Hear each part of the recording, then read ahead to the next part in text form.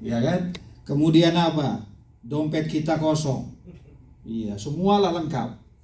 Kan itunya yang sering jadi. Ini kan banyak bicara krisis dan lain-lain. Kemudian apa lagi? Gelap gulita menutupi samudera raya. Jadi waktu ditanya orang, gimana masa depanmu? Tahu gelap gitu. Cuma saudara, apa yang Tuhan kerjakan? Jadi waktu kita lihat ketidakteraturan dalam hidup kita, ucapkan sesuatu yang positif sehingga Tuhan buat teratur semua. Kalau keuangan kita nggak teratur, ucapkan. Jangan ucapkan yang tidak teratur itu. Ada amin. Suatu hari saya diledek sama Pak Jo karena saya lulusan sarjana pertanian yang tak suka bertani. Istri saya suka bertanam, bercocok tanam, saya enggak. Saya lihat tanaman itu pusing. Jadi waktu ada mangga di depan rumah kami, enggak pernah berbuah. Jadi Pak Yohanes ejek saya, Pak Yusa kan sarjana pertanian. Itu menurut teori pertanian, apa yang harus kita lakukan supaya mangga itu berbuah? Saya bilang, kalau tanamannya lebat, daunnya lebat itu dipotong dia sehingga keluar ininya, bunganya. Oh, coba kita lakukan. Kita sudah potong hampir gundul, tak muncul-muncul bunganya itu. Saya agak-agak kesel sebenarnya. Terus akhirnya tak ada pilihan lain. Saya perkatakan ke buah mangga itu, dalam nama Yesus, pohon mangga berbuah. Enggak tahu gimana caranya, pokoknya berbuah. Tahu apa yang terjadi? Kalau nggak salah saya lupa waktunya, apakah seminggu kemudian, 2 minggu, sebulan, tapi dalam waktu yang cepat tiba-tiba berbuah. Akhirnya Pak Jo bilang, saya tahu bukan karena keahlian pertanian Pak Yusak, katanya. Sudah saatnya berbuah. Amin. Sering kali waktu kita lihat ketidakteraturan saudara, kita pengen ucapkan ketidakteraturan itu. Jangan pernah tergoda dengan godaan setan itu. Suatu hari anak saya masih kecil, kayaknya 1 atau 2 tahun, jatuh, ininya sobek. Istri saya udah nangis-nangis kan, saya pulang. Kenapa? Ini si Jonathan ini sobek. Anak saya pun nangis. Selain karena sakit, juga takut dimarahin saya. Nangis dia. Coba gimana saya harus ngomong sama dia? Oke, nggak apa-apa. Kita bawa ke UGD. Bapak Ibu tahu apa yang ada di UGD? Itu gawat darurat, gitunya. Unit betulnya. Gawat darurat. Sudah gawat darurat. Jadi pas kami ke situ banyak yang baru kecelakaan. Gimana caranya menenangkan hati anak ini? Saya bisa bilang, kau memang Tan, makanya hati-hati Tan, jangan lari-lari, kau memang gitu kan bisa. Karena saking marahnya. Cuman saya enggak lah. Saya bilang, Jonathan kau hebat, kau luar biasa. Terus dijahit di situ, saudara.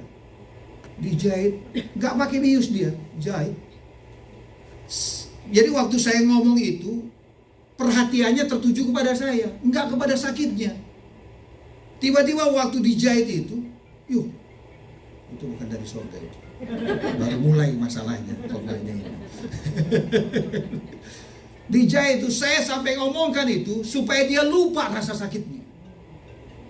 Padahal di sebelah ruangan ada yang nangis. Darah di mana-mana. Saya nggak mau terpengaruh oleh itu. Saya bilang, Jonathan kau luar biasa, kau hebat, anak papa yang luar biasa, anak papa yang luar biasa.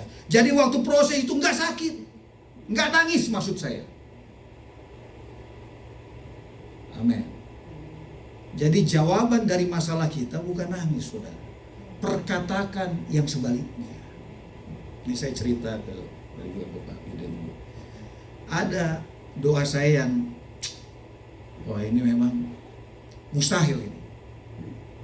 But I like pray something impossible. Jadi kenapa? Karena kita tahu bukan kita lagi di situ. Kita sudah tak sanggup. Makanya di ayat di Perjanjian Baru dikatakan kesanggupan kami adalah pekerjaan Allah. Ada amin. Sehingga setiap orang tanya kita, kau sanggupnya bangun rumah? Waktu di Aceh itu, sanggup, karena kita pikir Allah yang kerjain, entah gimana caranya. Itu yang Pak Jo ceritakan kan, angin menghantam rumah itu, atapnya terbang, di dindingnya di itu rusak semua kan gitu. Amin. Karena kita berpikir kesanggupan kami adalah pekerjaan Allah. Jadi saudara, sampai di mana ya? Jadi lupa saya tadi. Oh, mustahil tadi. Aduh, mustahil. Possible. Ada doa saya sebelumnya ini memang salah doa, tapi nggak apa-apalah. Tuhan bisa pulihkan balik, saya pikir. Saya selalu bilang kemana-mana, anak kedua di Amerika. Sementara kita pun nggak tahu kapan kesini. Jadi setelah itu, karena setelah anak pertama, kita nggak ada keinginan punya anak kedua di Indonesia. Nggak tahu kenapa. Tiba-tiba setelah itu tahun berapa itu, 2017 atau 2000, rahim istri saya harus diangkat, ada tumor. Tapi saya bilang sama Tuhan, aku tak pernah mau berhenti berbicara Tuhan. Ada amin. Dasarnya di mana? Coba kita lihat Ibrani pasal yang keempat. Udah mulai enak saya khotbah. Nggak tahu yang dengarkan kan? Ibrani pasal keempat, Hebrew chapter 4 verse 14. Ya, nggak bisa terjemahkan lah ya. Oke, 4 ayat 14. Firman Tuhan mengatakan, karena kita sekarang, bilang sekarang. Kapan itu? Sekarang. Mempunyai jutaan dolar. Oh, enggak ya. Imam besar. Amin, amin. Pak Victor, amin katanya. Amin kan positif, Pak. Positif, amin. Enggak dikatakan punya jutaan, enggak dikatakan apa, mempunyai imam besar agung. Siapa namanya? Yang telah semua, yaitu Yesus. Kalau kita punya jutaan dolar, apanya permintaan kita? Apa yang mau kita lakukan? Beli pesawat. Yang nggak tahu saya harga pesawat berapa. Amin. Kita punya modal ratusan juta dolar, anggaplah begitu. Kan berani kita ke mall, apalagi ke mall. Kita lihat ke showroom kan berani. Karena kita yakin sekali ada uang ratusan juta dolar ada di situ. Amin. Masalahnya kita lebih terbiasa melihat apa yang kelihatan daripada apa yang tidak kelihatan. Waktu kita melihat apa yang tidak kelihatan, itulah bicara iman. Amin. Kalau saya bilang kita butuh kursi, kita beriman butuh kursi, ya bukan iman lagi, sudah ada. Iman artinya dasar dari segala sesuatu yang tidak kita lihat, dan bukti dari segala sesuatu yang tidak kita harapkan kan? Ada amin. Sehingga saudara, ini kesaksian lagi. Sebelum saya dapat jodoh itu, saya lempar bendera putih dulu itu. Karena nggak ada yang cocok. Ada saya suka, semua setuju, orang tuanya setuju, yang bersangkutan nggak setuju. Terus ada lagi yang suka sama saya tolak, keluar dari gereja. Ada satu cewek yang saya tolak, mumpung istri saya belum datang. Saya tolak, keluar dari gereja, lari dia ke Belanda. Macam-macam lah gitu. Jadi pas di Singapura, kuliah di Singapura, saya nyerah. Saya renungkan juga, Tuhan, nanti kalau aku lulus dari Singapura, siapanya jodohku Tuhan? Saya kasihlah bendera putih, aku menyerah Tuhan. Dan waktu itu ada 2 puasa, hari Senin. Jadi waktu 2 puasa itu, tiba-tiba saya berdoa. Tiba-tiba ada sesuatu yang nggak tahu Bapak Ibu pernah berdoa, tiba-tiba merasa sudah dapat. Pas lagi doa itu, tiba-tiba saya tahu jodohnya sudah dapat. Setelah selesai doa, itu kan dari Afrika, dari mana-mana. Saya bilang, wah, I already get my, apanya bahasa Inggrisnya jodoh ya? Soulmate. Iya, soulmate atau apalah namanya istilahnya. Saya bilang sama teman-teman, saya sudah dapat jodoh. Wah, orang Afrika tanya, good. What is her name? I don't know. Terus dia bingung, kok nggak tahu? Oh, atau tinggal di mana? Nggak tahu. Terus kau bilang kenapa dapat? Waktu kita doa, saya tahu saya sudah dapat. Ah, you are crazy, katanya. Amin. Tapi setelah itu saudara, setelah saya tidur itu istirahat, tiba-tiba setelah bangun tidur baru teringat istri saya yang sekarang itu. Amin. Akhirnya menikahlah kami. Singkat cerita. Jadi itulah iman saudara. Kita belum lihat, tapi kita tahu Tuhan akan kerjakan bagi kita. Amin. Setelah menikah, doa salah lagi. Salah doa terus saya itu. Saya bilang sama Tuhan, sepakat sama istri, kita akan kosong setahun. Terus nggak beli TV, honeymoon. Ini bukan lagi honeymoon lah ya, pokoknya setahun lah. Pas mau yang kedua, istri ngambil S1. Saya juga oke, kita kasihan nanti 2 tahun. Akhirnya 2 tahun lah kami kosong. Tiba-tiba semua pada khawatir, orang tua, bahkan istri saya bilang, ada yang menyarankan kita cek ke dokter. Jangan dengarkan itu bukan dari Tuhan. Aku normal, mama pun normal, gitu. Bayangkan kalau kita dengarkan, kita akan bilang ya memang beginilah nasib kita.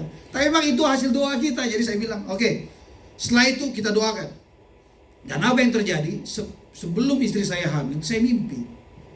Saya lihat bayi keluar dari rahim, tertulislah di situ namanya Jonathan. Setelah itu 3 bulan kemudian istri saya lahir. Saya bilang anak kita akan cowok. Istri saya bilang enggak, saya pengen cewek. Kenapa? Supaya bisa main rambut. Kalau cowok susah main rambut, katanya. Saya bilang enggak, saya udah dapat mimpi anak kita cowok. Setelah 5 bulan, apa namanya itu? USG, dokter bilang anak kalian 100% laki-laki. Saya dalam hati, memangnya ada 50% laki-laki, kupikir. Ya pasti 100% lah. Dan yang luar biasa waktu lahir, dia lahir di rumah sakit Islam. Entah gimana lah caranya. Kami kan ke bidan, Pak Jo bilang, kalau lahir ke bidan, kalau di Batam, sorry ya, ini kan enggak, kalau lahir ada ya, enggak apa-apa lah.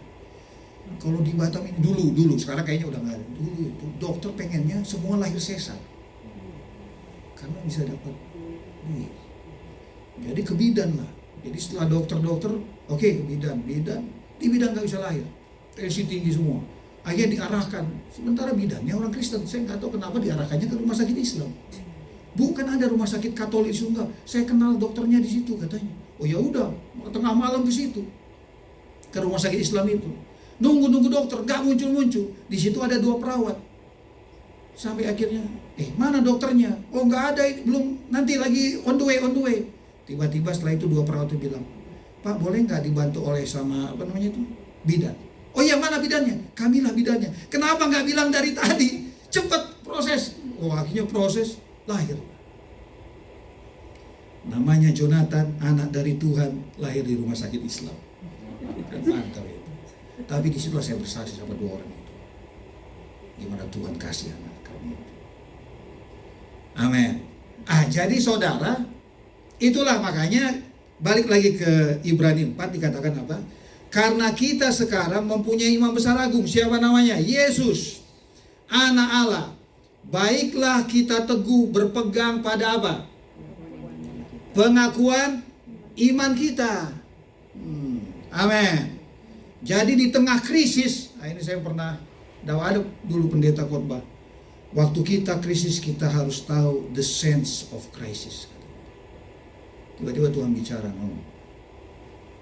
In the midst of the crisis, we need the sense of Christ. Amin. Jadi di masa-masa krisis saudara, perkatakan Yesus dalam hidup kita. Kalau keuangan kita lagi nggak teratur, perkatakan Kristus di keuangan kita. Amin.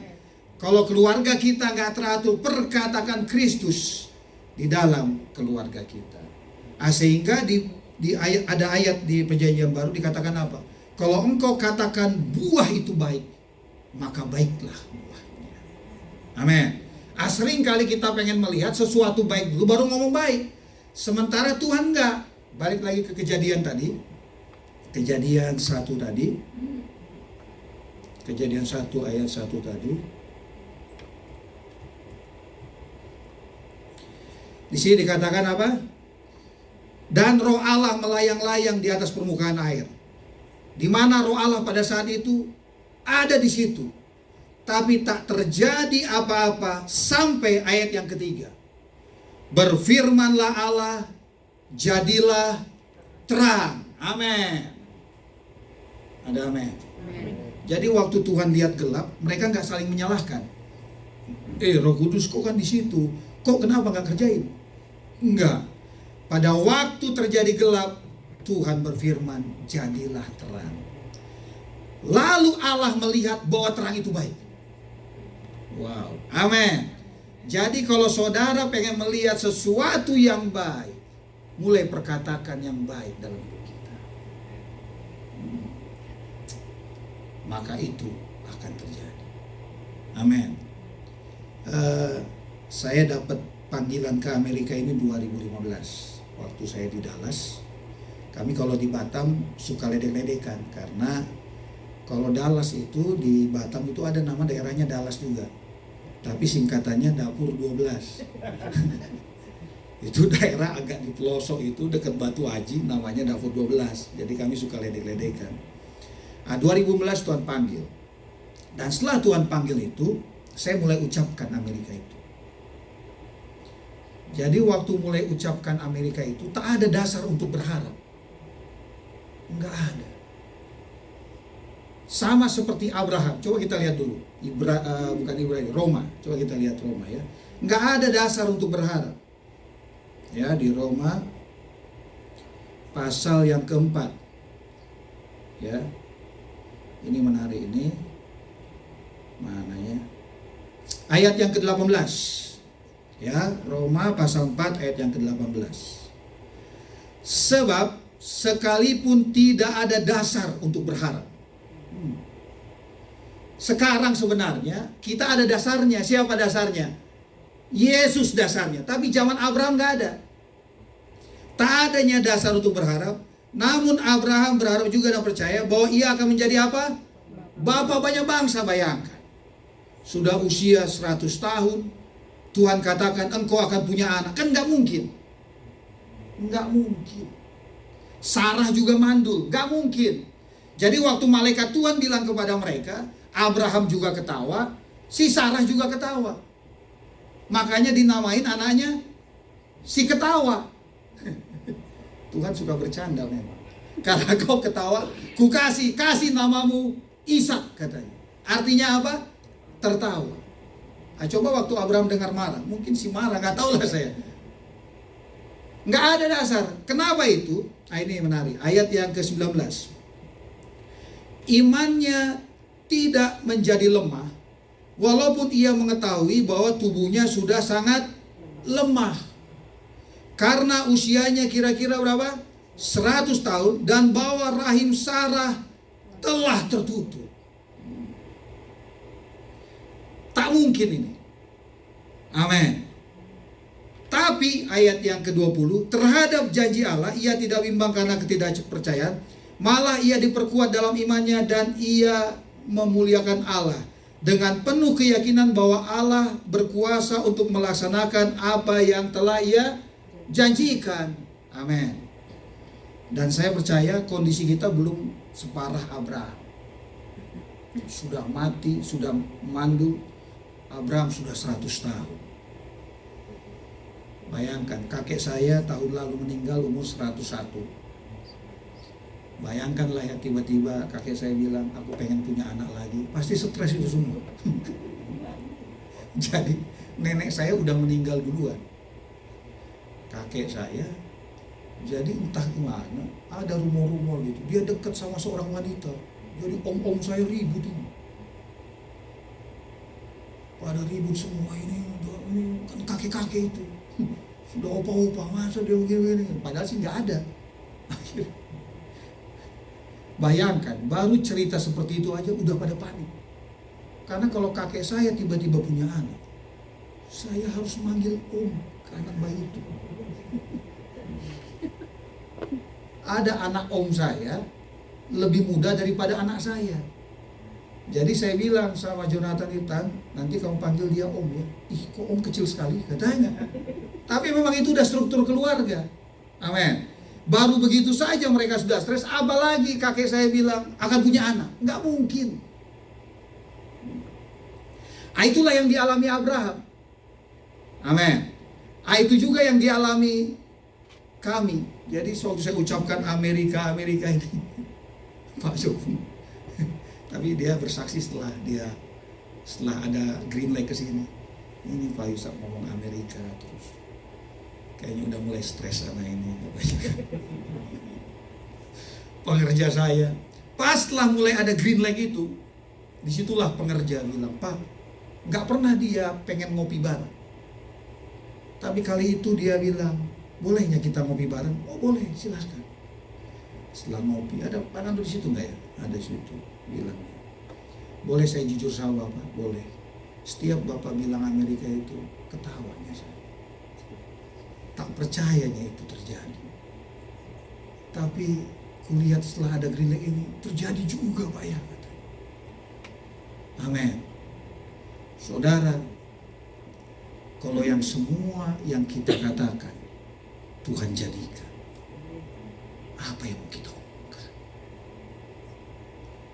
Amsal 18 dikatakan, hidup dan mati dikuasai oleh lidah. Siapa suka menggemakannya akan memakan buah yang digemakannya. Amin. Saudara perkatakan sampai seluruh dunia mendengar. Enggak apa-apa mereka ketawa. Nanti akhirnya kita yang tertawa terakhir. Amin. Kadang juga saya nggak percaya. Ke Amerika ini kadang nggak. Ini setelah ini jadi nggak ya? Tapi perkatakan terus. Sama seperti Abraham. Kadang juga tak percaya. Sampai berpikir atau aku pindah ke Bali aja lah. Di Bali hidupnya tenang, enak gitu, sampai pelayanan apa gitu. Tapi rupanya ya Tuhan paksa ke sini karena memang sudah panggilan Tuhan. Amin. Jadi saudara, tidak ada yang mustahil bagi Tuhan. Mulai omongkan. Apa dasar firman Tuhannya? Coba kita lihat Efesus 3 ayat 20. Sebentar kok saya khotbah, karena makanan sudah menunggu. Paling 1 jam lagi. Oke, Efesus 3 dulu katakan, bagi dialah, dia ini siapa? Bagi Yesus yang dapat melakukan apa? Jauh lebih banyak. Dalam terjemahan yang lain dikatakan yang tidak terukur.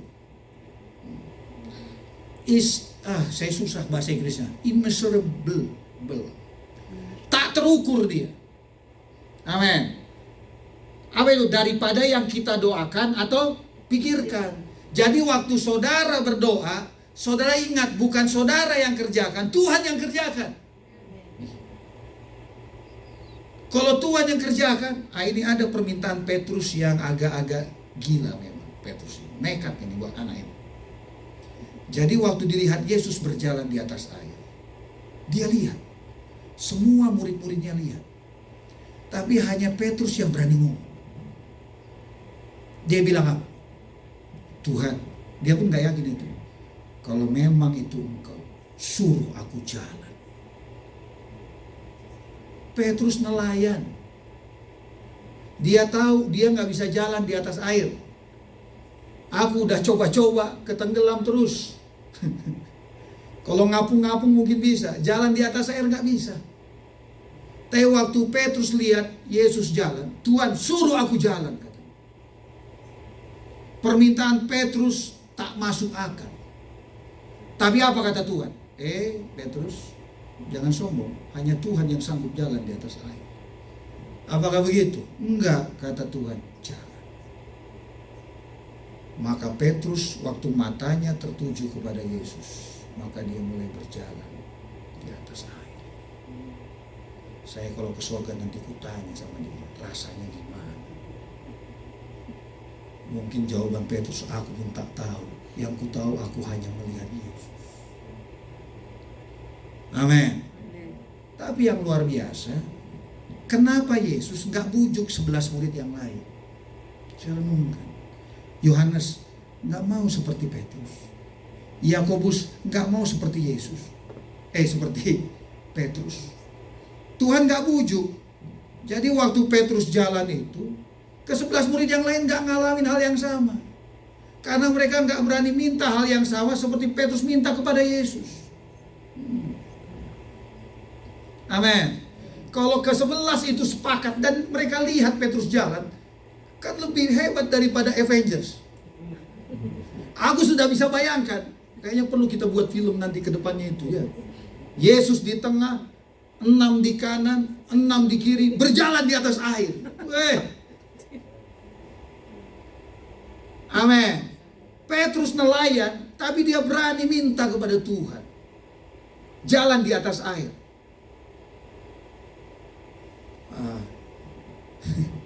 Ini yang dibilang Pak Jo kemarin. Tahun 2021, waktu saya ngajar STT dari Zoom, tiba-tiba Tuhan bicara, ku kasih lo pesawat ya.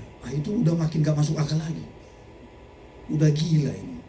Saya di depan mahasiswa itu, sebentar ya, ini tiba-tiba aku dengar suara Tuhan ini. Saya bilang, waktu ngajar ini, waktu ngajar sekolah Alkitab, Tuhan akan kasih saya pesawat.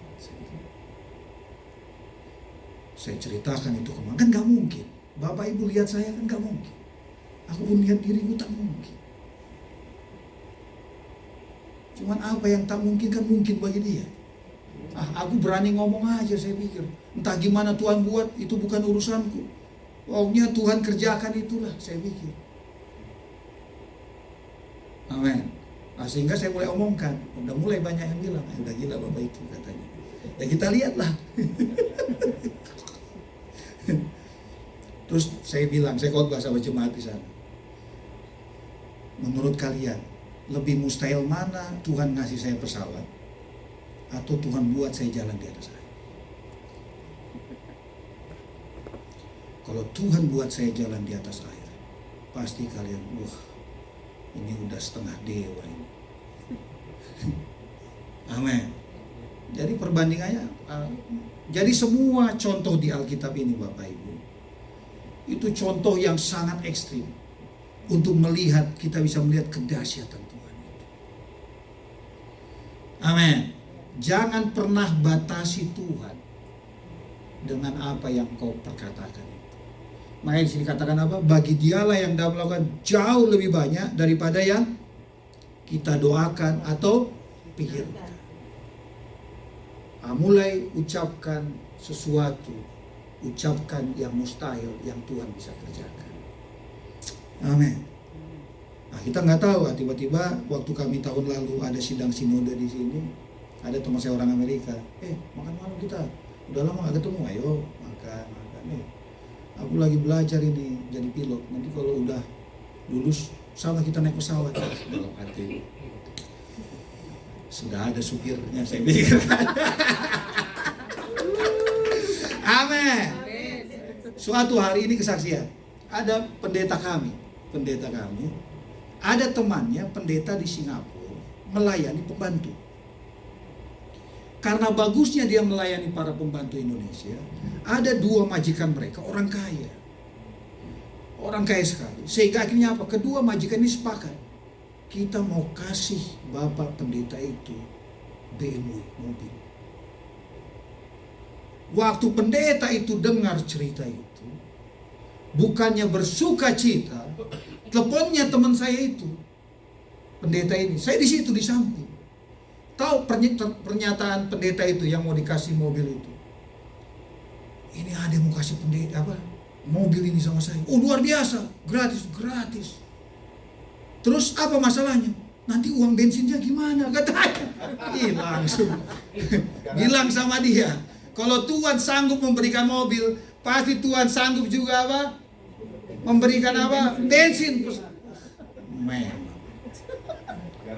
mental miskin saya pikir. Terus ada lagi pendeta, ini lucu-lucu ini. Jadi Bapak Ibu kalau lihat jemaat-jemaat kok banyak yang lucu, oh jangan. Karena pendeta-pendeta juga lucu-lucu, termasuk yang di depan ini. Kami pernah protes sama Bapak Rohani kami, Dr. Tan Kok Beng di sini. Why all your people is funny?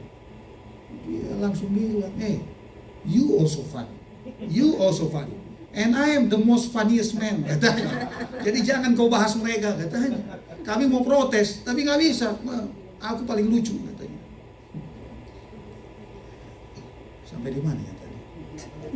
Pendeta lucu ya. Ada lagi pendeta, terima lagi sepatu. Kalau di Indonesia, kalau di sini mungkin nggak seberapa lah ya. Ada pendeta dikasih sepatu harga 10 juta rupiah. Terus pendeta itu datang saya, masa ada jemaat ngasih 10 juta? Kenapa sih nggak pengertian? Kenapa Pak? Kasih ke mentahnya. Masa kita nggak nginjek-nginjek sepatu harga 10 juta? Saya bilang, Pak, kalau Bapak nggak sanggup nginjek-nginjek sepatu harga 10 juta itu, saya sanggup.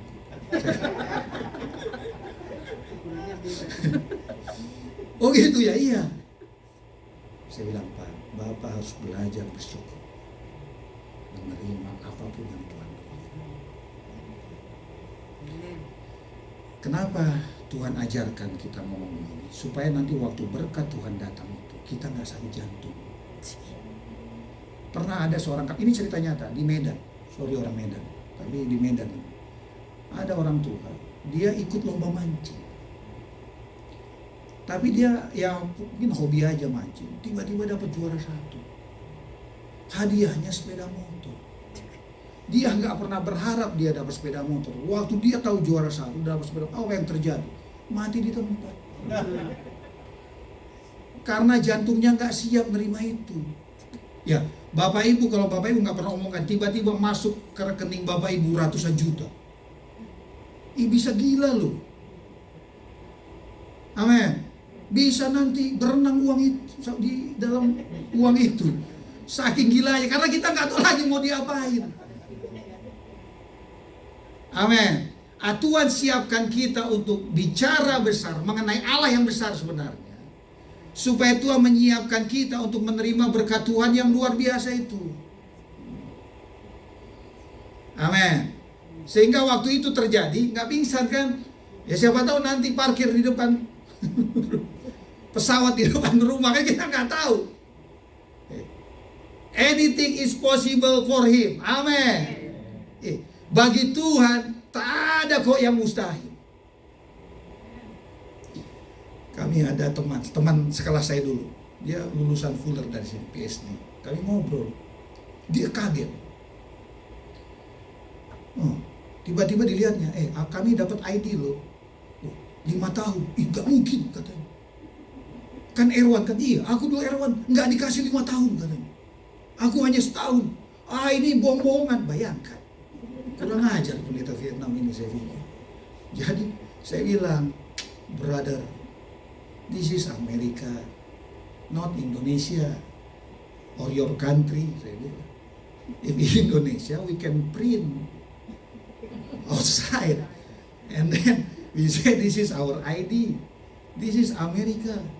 Why no? I think something wrong, katanya. Nggak percaya, adanya buktinya. Akhirnya kami bilang, itulah mujizat itu. Tahu dia bilang, brother, this is United States. So what?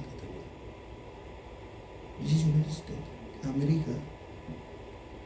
Mujizat itu nggak banyak. Kaget loh saya. Dia Fuller, ini gembala pendeta Vietnam. Kami kadang tuh suka ngopi saling ledek-ledekan. Dia bilang, ini Amerika. Ya, memangnya Amerika, memangnya Tuhan lebih kecil dari Amerika. Amin. Baru saya ngerti. Ini coba kita lihat sebelum kita selesai ya. Yohanes 15 ayat 7. Yohanes 15 ayat 7.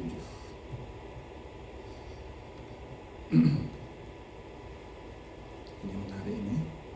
Menarik terus lo bilang. Oke, Yohanes 15 ayat 7 ya. Bapak Ibu tahu cerita ini, tapi saya ayat 7 saja. Nanti sisanya bisa di rumah dibaca. Dikatakan demikian, jikalau kamu tinggal di dalam aku, dan firmanku tinggal di dalam kamu. Ada amin. Pertanyaannya, sudah terjadi atau belum ini? Sudah. Setelah Yesus mati, amin, dan waktu kita menerima Tuhan sebagai Tuhan Juru Selamat, maka Dia tinggal di dalam kita forever, selama-lamanya. Bilang selama-lamanya, amin. Di perjanjian lama Roh Kudus hanya hinggap, makanya kadang dipenuhi roh, kadang enggak. Di perjanjian baru Tuhan katakan, aku bersama dengan engkau selama-lamanya. Amin. Jadi ini sudah terjadi. Jikalau kamu tinggal di dalam aku, Yesus katanya, dan firmanku tinggal di dalam kamu. Sudah terjadi ini? Sudah. Ada amin. Di mana ayatnya? Roma 10 ayat yang ke-8. Nanti kita balik lagi ke Yohanes 15. Roma 10 ayat ke-8 dikatakan demikian. Tetapi apakah katanya ini? Firman itu dekat kepadamu. Di mana itu?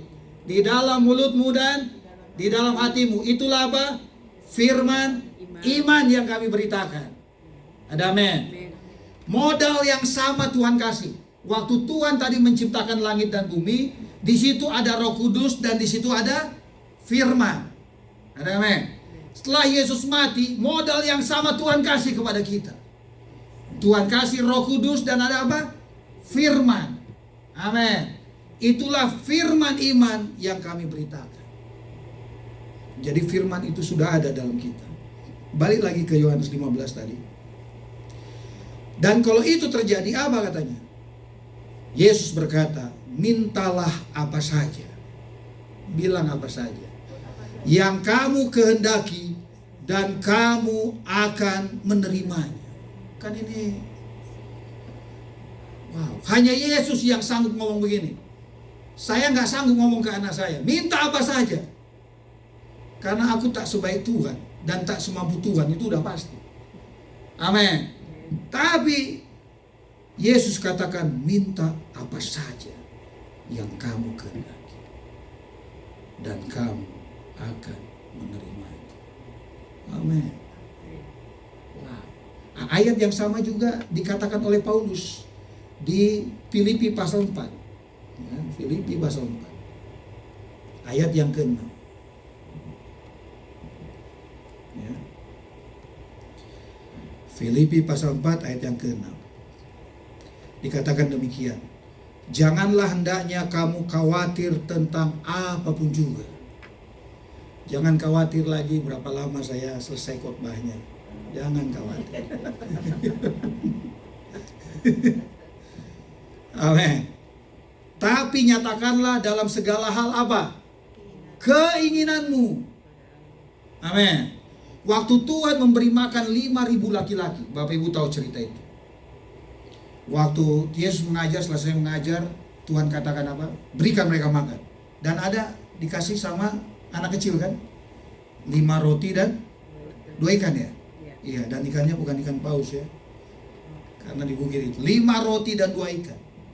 Dan Tuhan ambil itu, maka Tuhan bersyukur. Dan Alkitab mengatakan apa? Suruh mereka duduk katanya.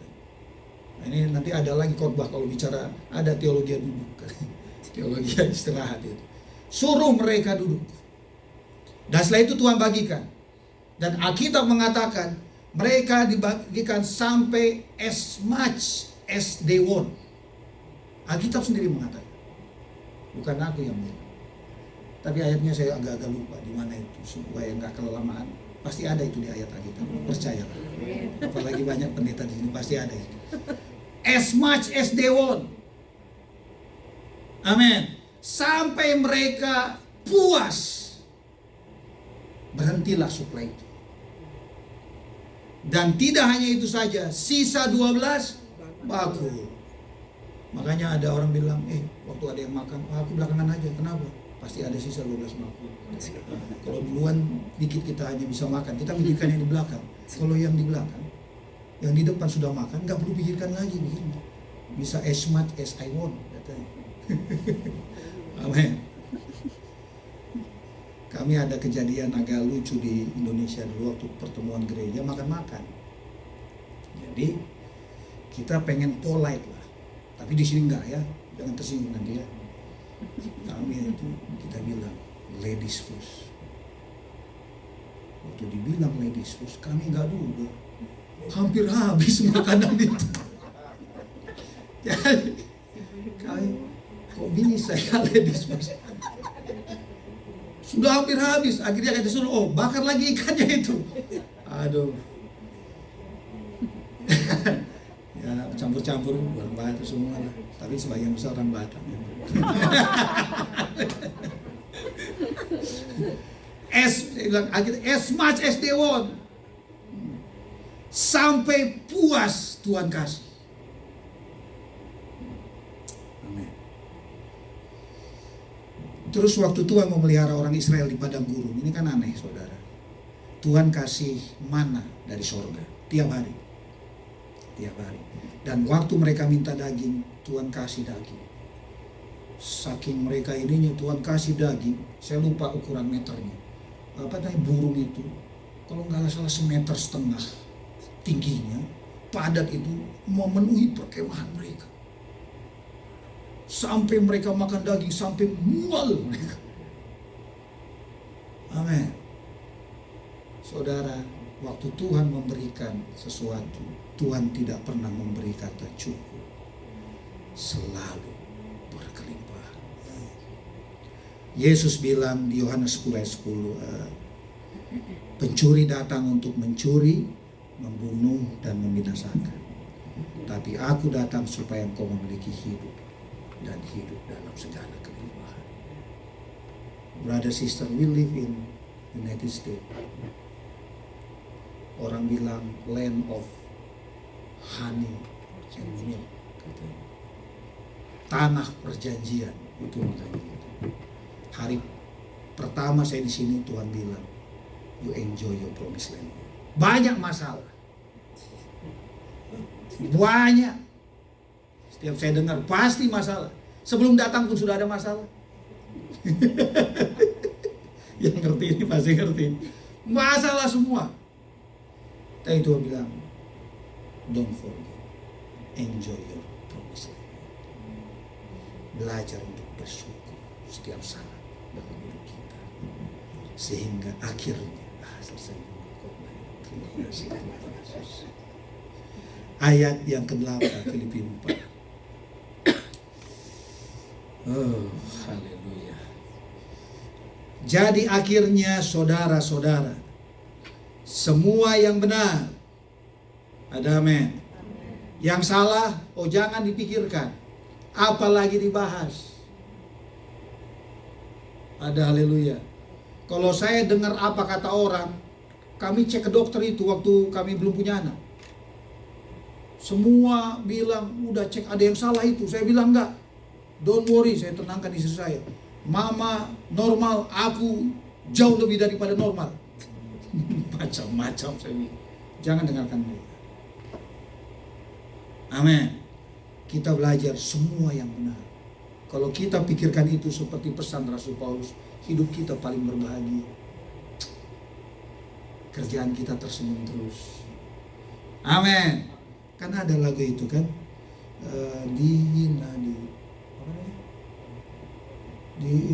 ku kan tetap tersenyum, kan ada itu lagu itu kan, saya lupa ayat di depannya itu. Nggak ada ingat, nggak apa-apa kan. Ampuni mereka tuh kan, karena mereka tidak ingat isi lagu ini. Oke, semua yang benar, apalagi semua yang mulia. Emas kan logam mulia, pikirkan itu. Semua yang mulia, semua yang adil. Jangan bayangkan ketidakadilan yang kita terima. Tapi bayangkan keadilan yang Tuhan berikan bagi kita. Semua yang adil, nggak dibilang sebagian, semua. Semua yang suci, yang kotor-kotor nggak usah dipikirkan. Amin. Semua yang manis, yang pahit-pahit nggak usah dipikirkan. Wah, ada haleluya. Kok jadi semangat saya khotbah ya. Semua yang sedap didengar, itu. Semua yang disebut kebajikan dan patut dipuji, pikirkanlah semuanya. Amin. Ada yang bilang, oh memang ini lagi ekonomi, nggak peduli. Ekonomi Tuhan lebih hebat daripada ekonomi. Ini saya ada kesaksian ini. Kok kesaksian terus, Pak? Iya, jarang-jarang khotbah. Kalau Pak Jo di sini dia terus ya khotbah. Nggak sendam. Tapi korbannya bapak-bapak dan ibu-ibu. Suatu hari waktu di Batam tuh, saya pengen, kan ada handphone, saya pengen beli handphone, tapi second hand, karena sesuai dengan dompet.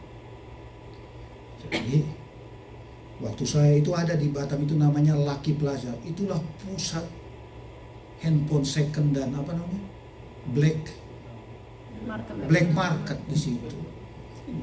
Jadi saya udah siap ganti handphone, saya pengen beli second hand.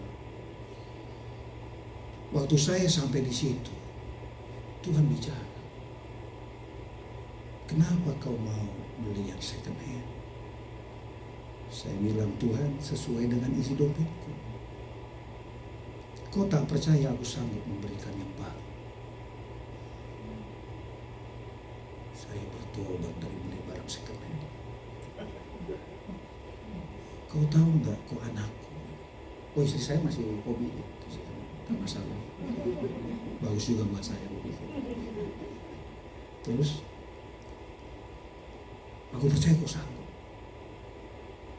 Terus ngapain kau di sini? Saya balik-balik. Sendiri saya itu, nggak ada yang tahu, sayang aja nggak ada saksinya. Terus saya ke rumah. Setelah ke rumah, tiba-tiba saya dapat mimpi. Saya lihat Nokia yang ini loh, warna merah, yang kayak BlackBerry. Ada tuh BlackBerry itu yang itunya ya, tutnya itu Bapak Ibu tahu lah ya itu ya, zaman saya lupa nama modelnya. Iya kayak gitu. Terus ada harganya di mimpi itu.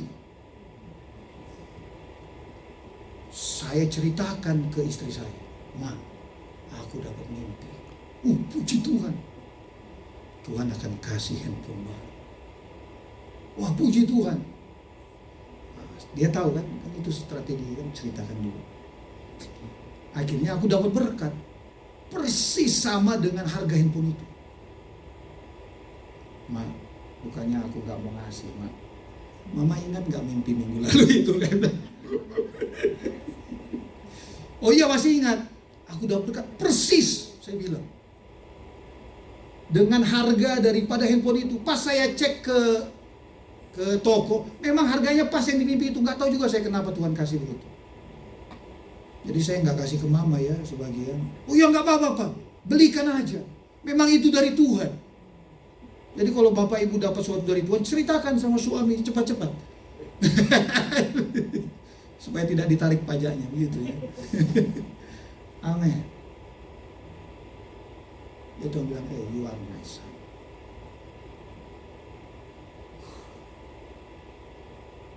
Ada hatinya.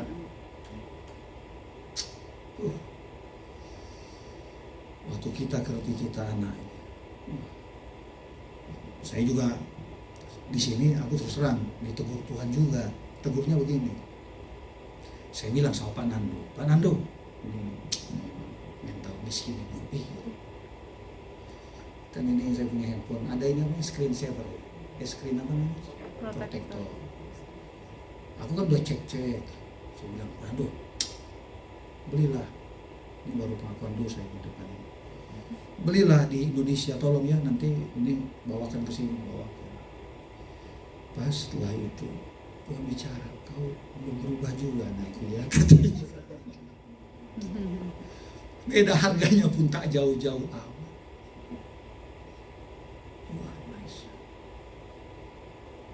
Nggak jadilah, aku bilang sama istri ini, bawakan sesuatu. Itu kan saya udah telepon, bawakan casingnya ini, enggak. Kalau mau kubeli di sini dalam nama Yesus. Amin.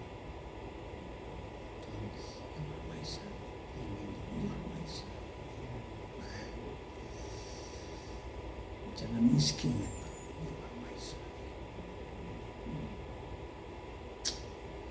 Amin.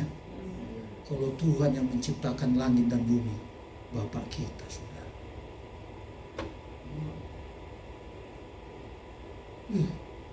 Ya, anak James Riyadi punya pesawat wajar. Bapak kita lebih daripada James Riyadi. Amin. Mari kita berdoa. Bapa, kami bersyukur Tuhan, Engkau Allah yang luar biasa dalam hidup kami.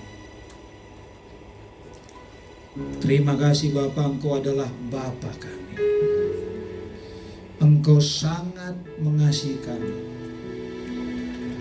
Dan biarlah kami disadarkan kembali kami adalah anak-Mu yang luar biasa. Engkau yang memegang kekuasaan tertinggi. Di Matius 28 ayat 18 katakan, segala kuasa di sorga dan di bumi sudah kupegang, kata Yesus. Dan aku bersama dengan engkau selama-lamanya. Apalah yang kita minta ini? Dosa pun Tuhan sudah bayar bagi kita.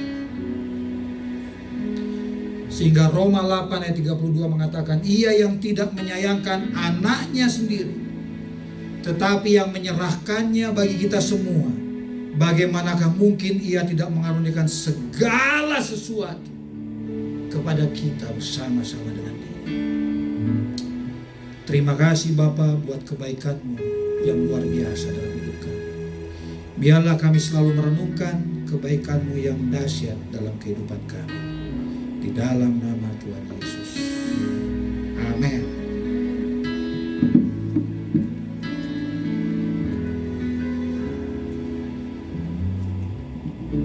Kita akan memberikan persembahan. Sebelumnya mari kita berdoa. Bapa di surga, terima kasih untuk firman-Mu yang begitu bagus, begitu indah, tapi mampukan kami untuk melaksanakannya dalam kehidupan kami. Terima kasih untuk hamba-Mu yang sudah Kau kirim buat kami di sini. Berkati keluarganya, berkati pelayanannya, berkati juga kami semua. Kini kami akan memberikan persembahan kami, Tuhan. Engkau kuduskan kami, berkati kami sebelum kami. Terima kasih, hanya di dalam nama Tuhan Yesus kami berdoa. Amin. Ada pujian untuk persembahan. Kita dengarkan pujian dari Ibu Ika dan Ibu Tilda. Saya persilakan.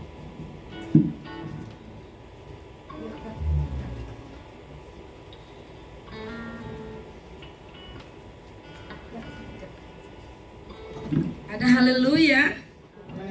Kata Tuhan, waktu kita dibenarkan oleh Tuhan, kita hidup di dalam terang Tuhan senantiasa. Amin.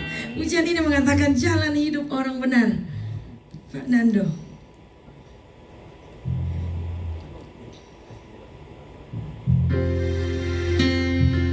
Kita mau sama-sama ya. Jalan hidup orang benar diterangi oleh cahaya firman Tuhan. Amin.